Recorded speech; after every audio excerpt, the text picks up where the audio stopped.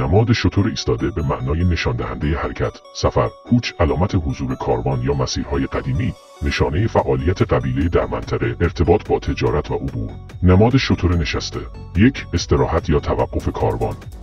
2. بارانداز، یعنی جایی که بارها برداشته و گذاشته می شدند. 3. معنای آیینی، یعنی مراسم مربوط به سفر یا نظر. 4. نشانه موقعیت قبیله یا اردوگاه. نماد شتر خوابیده به پهلو: این حالت در سنگین‌گاره‌ها کمتر دیده می شود، ولی وقتی باشد نماد خستگی شدید، سختی سفر یا مرگ حیوان می باشد که در فرهنگ‌های باستانی نشان از مشقت و رنج دارد. نماد شتر در ارتفاع کوهستان: وقتی نقش شتر در ارتفاعات یا لبه کوه باشد، نشانه قلمرو، هویت قبیله یا کار چوپان‌ها و شکارچیان و یا یادگار هنری باستانی و نماد آیینی مثلا حیوان مقدس می باشد و در مورد جهت سر شتر تنها جهت حرکت را نشان می دهد. در کنار نماد اگر قبر، جوغن و کوزه بود، بر این معناست آن منطقه در دوره‌های مختلف محل زندگی، استراحت یا رفت و آمد مردم بوده و ربطی به نماد شتر ندارد.